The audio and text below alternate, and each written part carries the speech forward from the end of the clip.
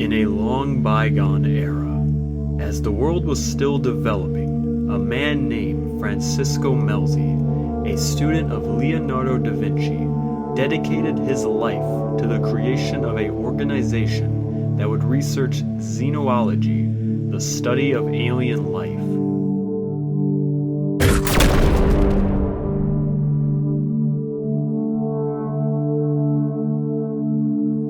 The organization is never explicitly named, yet its employees have often referred to it as the Archaic.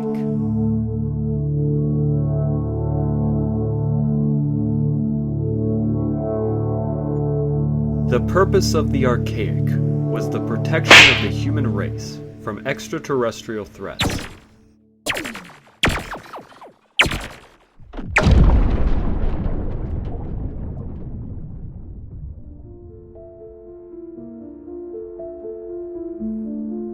By the 21st century, the organization has grown to a size of 30,000 members and 203 installations worldwide.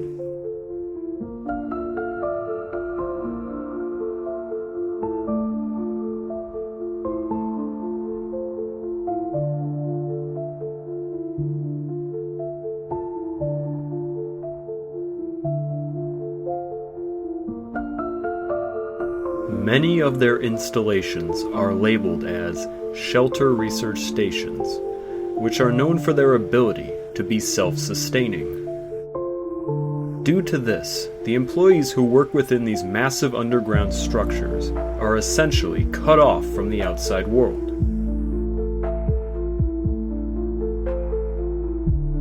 The members of the Archaic are subject to a caste hierarchy. The lowest-ranking members are called the Temporary, and true to their name, they are often reassigned to different projects. The next rank is the Lower Caste. Just as the name implies, they are lower in rank than the others listed. Nevertheless, they are the most common rank found in the Archaic, and are entrusted to dedicated projects. Sitting just above the lower caste is the chief staff. To put it simply, they are the officers of the lower caste. The main difference being that they are essential to a specific project. Beyond them sit the elevated caste. They are considered the highest rank of the Archaic, as well as the most intelligent minds.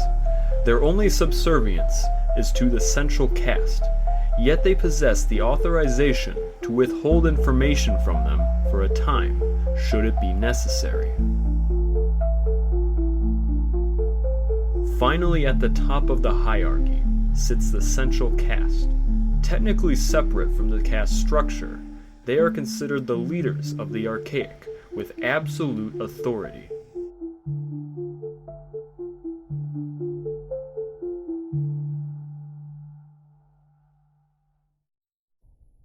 Rewinding back to 1903, the author Peter Henry Natur publishes Inuit mythology, his study of local folklore around Greenland, and how it can be applied to modern-day religion.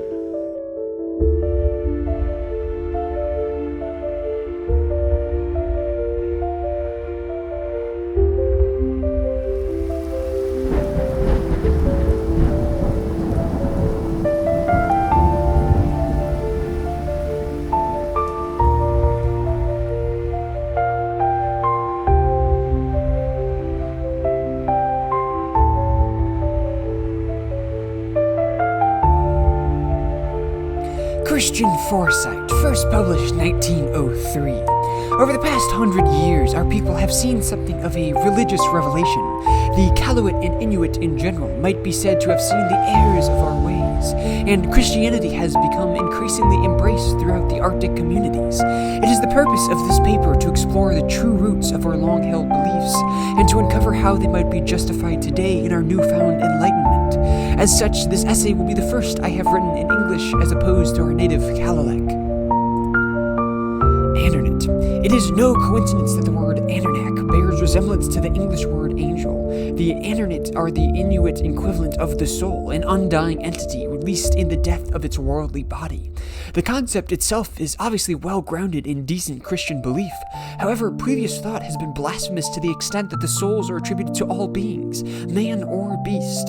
To claim such a thing would be to imply that the killing of a beast for food is the same as the murder of your fellow man, and such a belief simply cannot be held by the civilized Inuit. Turngate. Legends speak of disembodied spirits, malicious in nature, sabotaging tools, turning hunts bad, and at times even possessing the weak or unfortunate. A Turngate appears to have no recognized or agreed origin, both in terms of the legend itself and the individual being, causing great doubt to be entirely justifiable. Can we, in our Christian foresight, really believe in possessions and evil spirits? It seems perfectly clear to this writer that the real origin of the Turngate belief lies in the Christian demon. For as we are taught by the generous and selfless Moravian Church, those without support, our people would have no doubt starved many years ago, and the demon is capable of possession and countless other atrocities, which only the good Christian man can avoid through a lifetime of humility and devotion. Ingakuit. With the conclusions reached above the status of the cherished Ingakuk, the tribe shaman should be obvious.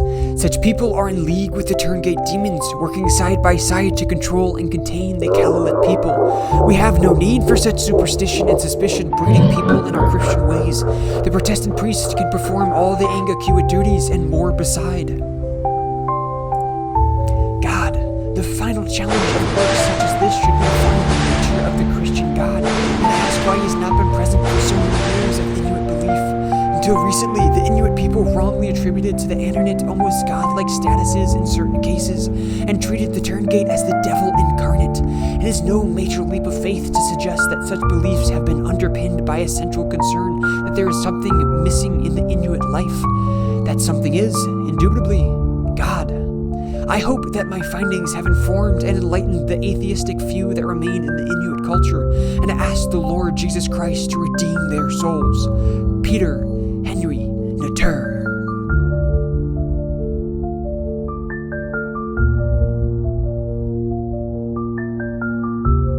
Although some of his claims are certainly bold, his analysis was embraced by the archaic.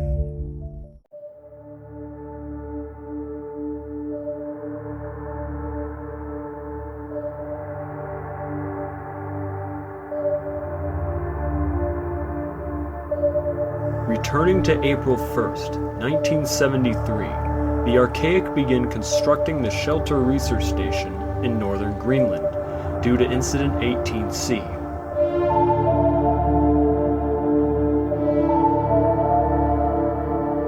On March 3rd, 1975, the shelter construction is complete.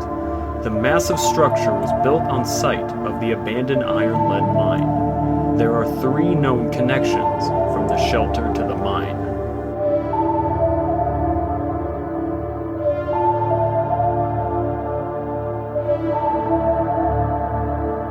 The key members include Chief Overseer Bren Stafferson, Chief Chemist Troy Retanuske, and Chief Translator Howard Lefresque. Not much is known of Stafferson or Retanuske, but Howard Lefresque joined the Archaic 20 to 30 years ago, leaving behind his wife and unborn son, Philip, in the process.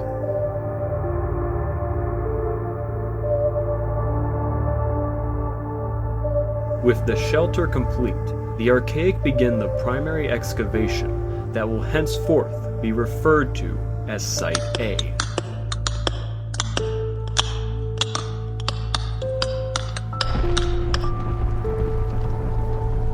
In 1980, Bren Stafferson is replaced by Chief Overseer Wilbur Frisk.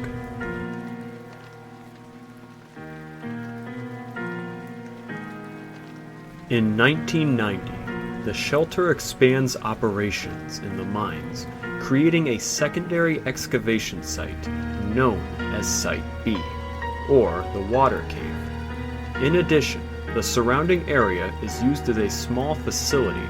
Troy Retanuske is chosen to oversee Site B.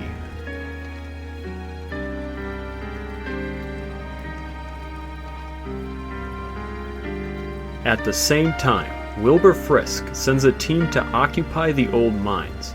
The leader of this team is named Edward. They quickly occupy a portion of the mine that was abandoned in 1919.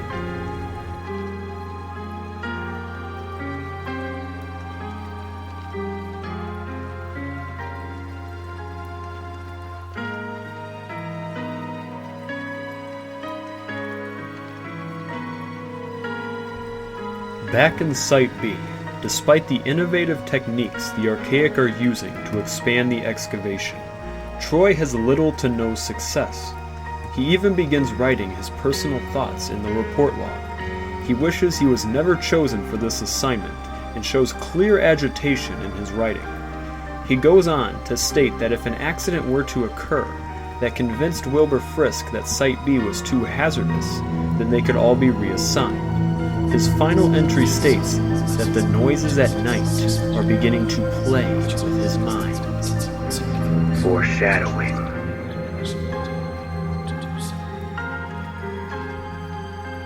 On September 12, 1991, Troy Retinoske is replaced by Chief Chemist Neil Oswald due to inexcusable conduct. On January 6, 1992, Neil Oswald's team discovers Artifact 66B and Substance 63 in Site B.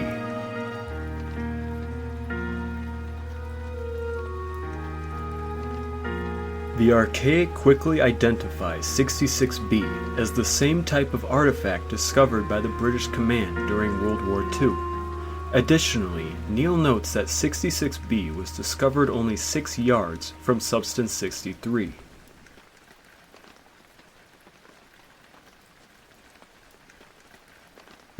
However, not everything was well at Site B, as the workers were reporting strange, almost human-like cries coming from the walls.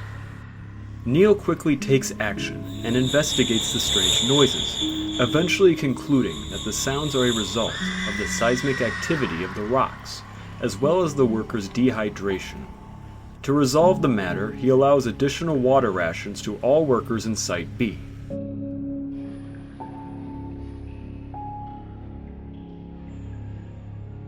Following the discovery in Site B, a Xeno team is sent to begin chemical testing of both the artifact and the strange fog.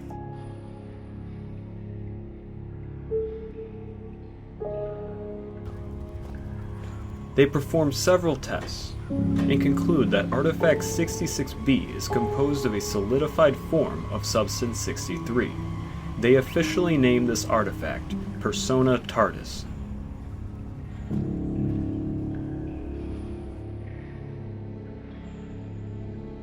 Substance 63, labeled the Fog, is determined to be composed of several elements. It is deemed harmless unless ingested, and it responds to bacteria and has a half-life of 0.4 seconds. After the testing is concluded, the Xeno officer gives the secondary officer the responsibility of watching the artifact, only for him to go missing until the next day. When questioned, he reveals that he has no memory of the incident.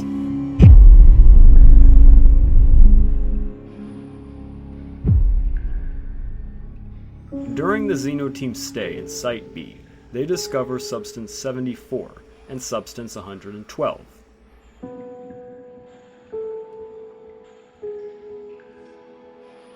The Xeno team remains in Site B, with the team leader beginning to interfere with Neil's operations. Neil becomes frustrated with his constant insistence to oversee every operation they attempt, and finally he decides that he would be a perfect candidate to explore the tunnel system they recently unearthed above Site B. The Xeno officer happily accepts.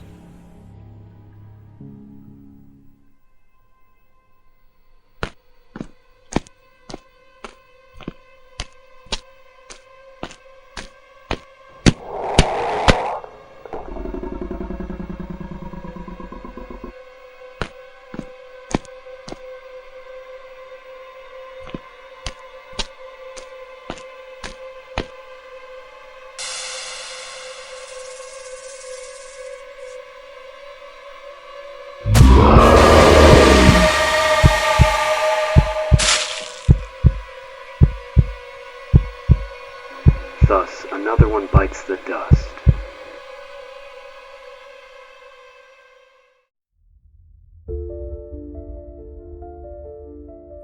After the Xeno officer fails to return from his brave expedition, Neil quickly declares him a casualty and refrains from sending any rescue team. Throughout their excavation, the workers have been reporting that certain pieces of equipment have been stolen. Neil is outraged and demands an explanation. As a result, countless theories are made, one being so ridiculous as to suggest that a rogue miner, Tom Redwood, is responsible.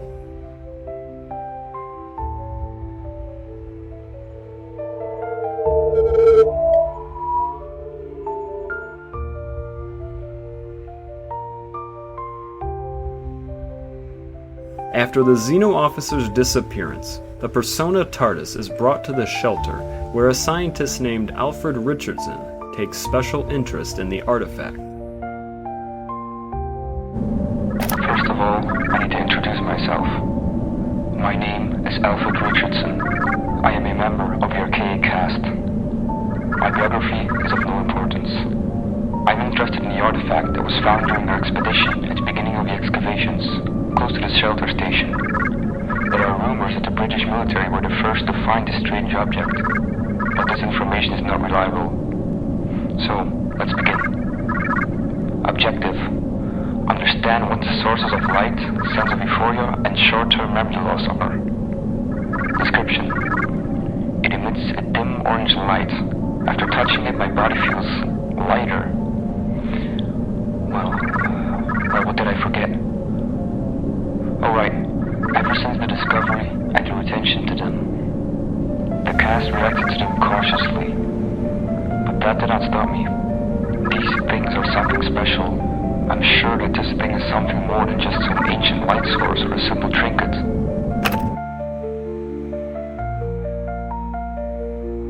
He goes on to conduct several experiments with the goal of opening the artifact.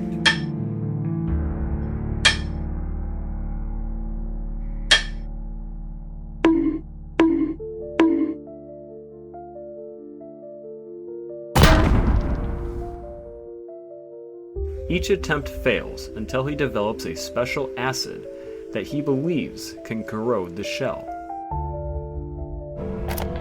It's Alfred Richardson. This is the 5th entry. I'm recording directly from the lab, where a formula of special acid was created. It may be able to corrode the shell of the artifact.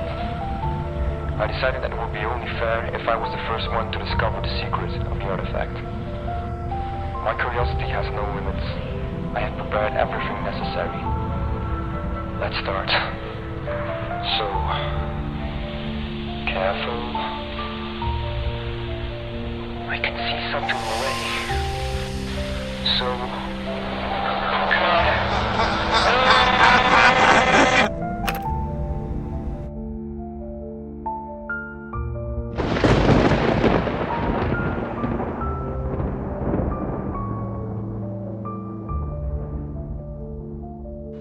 The recent events have puzzled the elevated cast and the staff.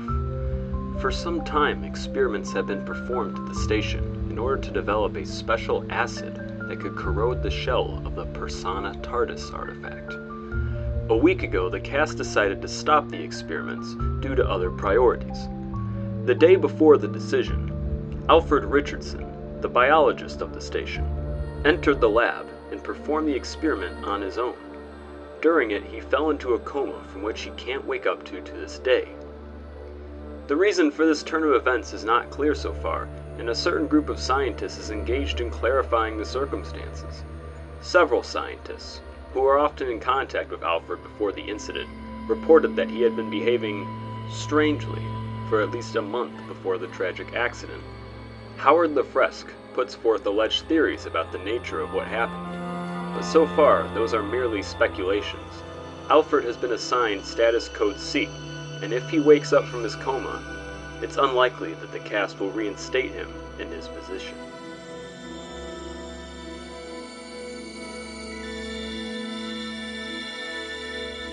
The workers in Site B discover a blue artifact It is quickly taken to the shelter to be studied, with the archaic officially naming it the persona prima.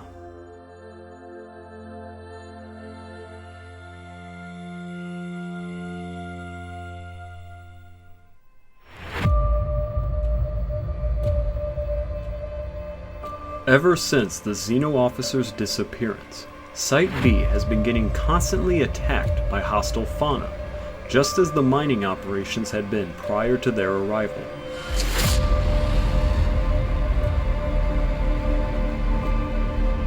On the 20th of February, 1992, Site B is overrun, and Neil Oswald quickly orders the entire facility evacuated. As he flees for his life, he realizes that the strange noises are still present, except now they sound more like laughter.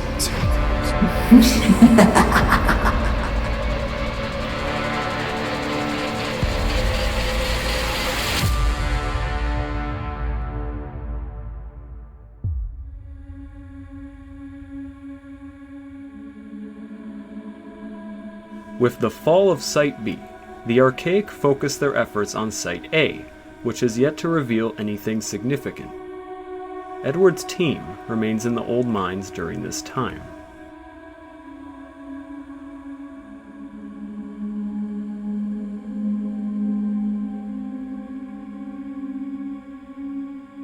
At an unknown date, members of Edward's team discover Lake Utakik, a large underground lake. Alongside it, they find several dead, bat-like specimens. They are taken to the Archaic to be studied.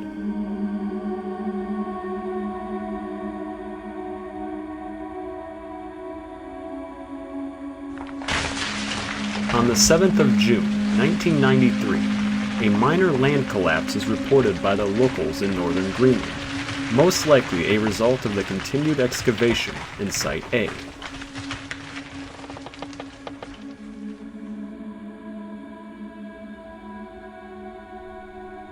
With Site B abandoned, and Site A, as well as the mine occupation lacking results, Wilbur Frisk approves new projects within the shelter.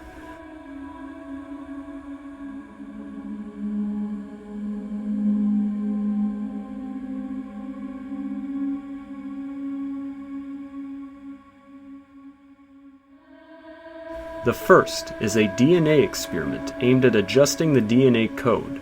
It is led by Christopher York.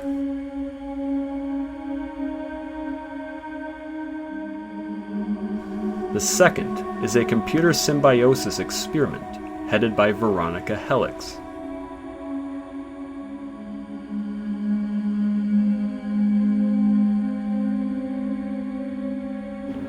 Synthesis of the computer and the human brain is perhaps one of the most fundamental ideas of recent time. With that technology, a person will be able to stay alive, or rather, leave their consciousness and mind functioning. The computer in this situation will play the role of a carrier and transmitter of information. At the moment, there is a prototype of a mechanism that will allow to implement this fantastic idea. One of the authors of this idea was Oswald Borg, who died in 9007 or 1997 AD.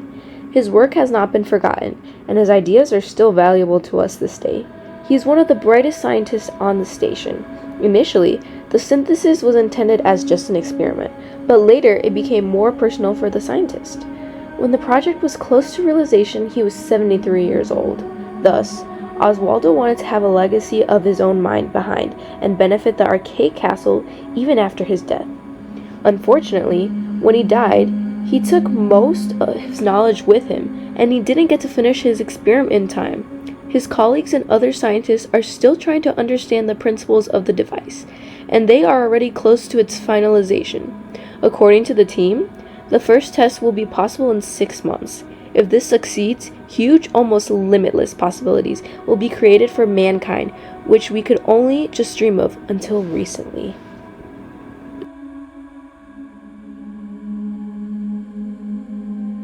The exact date of this experiment is unknown. However, by 2000, we know that a prototype was nearly complete.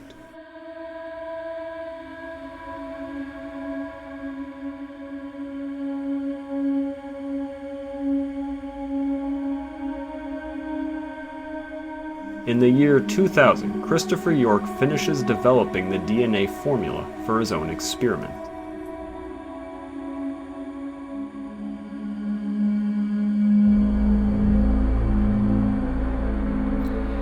In its extraordinary activity, the archaic cast has decided to increase the performance of certain employees of the station. Our scientists have worked 6 years on the creation of the formula that can make adjustments to the DNA code. The cast intended to select 4 people to perform the experiment on them. Our society is so united in sharing a common goal that the choice of the cast for the participants hasn't been argued. Wilbur Frisk was extremely excited about the upcoming experiment. He undoubtedly wanted to achieve the ultimate goal. When all the final preparations were completed, we injected 3 subjects with the experimental serum. The 4th member of the experiment, D. Gordon, fell seriously ill, and it was decided not to vaccinate him until he recovers.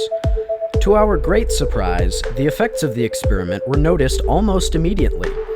All participants' physical and mental performance significantly increased and their senses sharpened. People began to transform right before our eyes. We cannot say that they have suffered radical changes, but something in their facial expressions and behavior was different from those of ordinary people. As a security measure, we kept them in a special area just in case something were to go wrong. After a fairly long period of observation, we've seen no signs of aggression or hostility, and we released the superhumans, allowing them to be in a familiar environment. Contacts of the subjects with the station personnel also reinforced our confidence in the fact that we can only expect positive results from the experiment. Christopher York.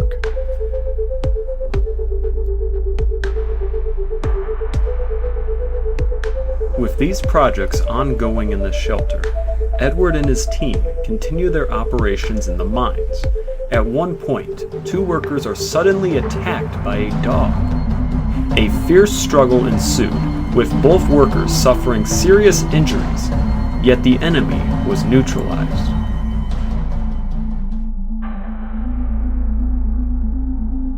The dog is sent to the scientist named Carl Cuvier, who performs an autopsy.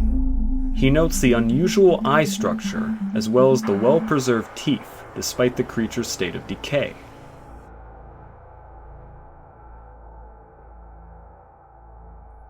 On February of 2000, Philip's mother passes away. Philip organizes a funeral shortly after. On February 20th, 2000, Garrett Quinn arrives in the shelter with instructions to complete an efficiency report on Wilbur Frisk due to the lack of results. Efficiency assessment as sanctioned by Elof Carpenter. Elevated. Subject, Wilbur Frisk, Chief Overseer. Shelter Research Station, Greenland. Report filed by Garrett Quinn. February 20th, 2000. My assessment of Frisk begins today. I have taken up station as his personal assistant, and my report will run for 6 months. Since taking over control of the facility from Bren Stafferson in 1980, Frisk has turned up precious few results, and I intend to discover why.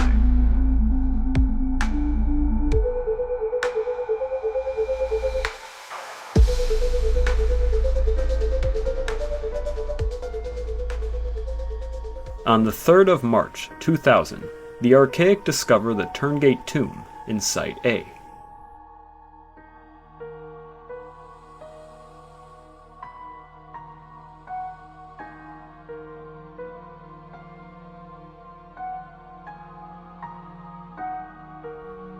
Edward and his team are quickly relocated to aid in the massive discovery, thus abandoning their outposts in the old mines.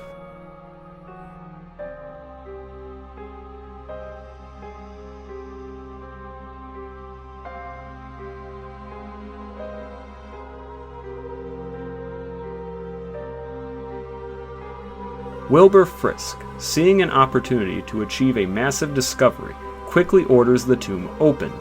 Howard the Frisk, however, warns against this after translating several messages on the tomb's surface, but is overruled.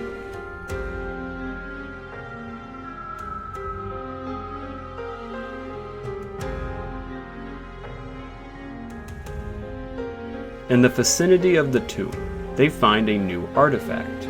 However, upon analysis, it is found to be of little value, aside from being a good collector's item.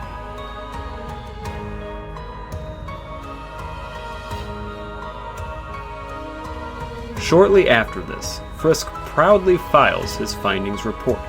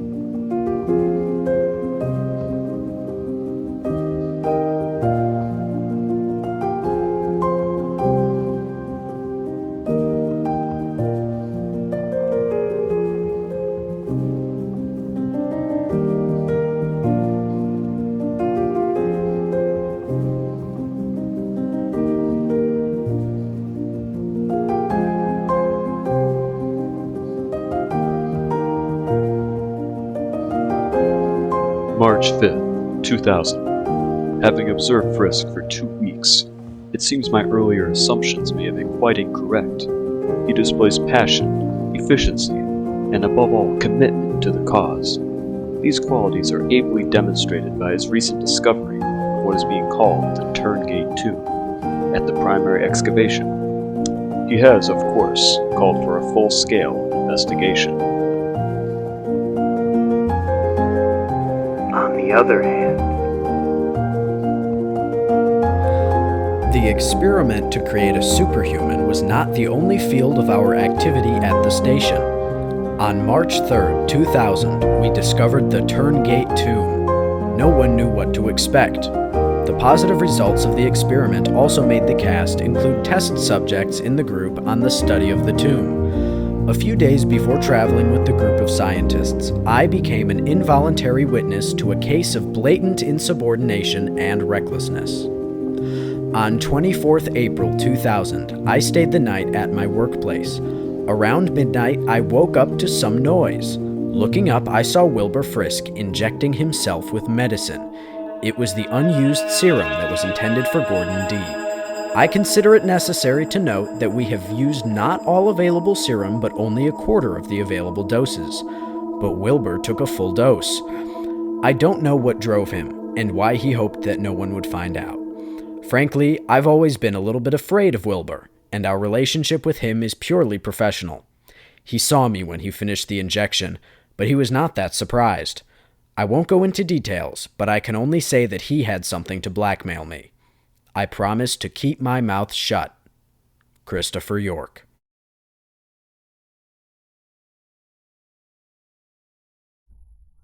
On the 27th of April, 2000, Wilbur Frisk finalizes plans to open the tomb.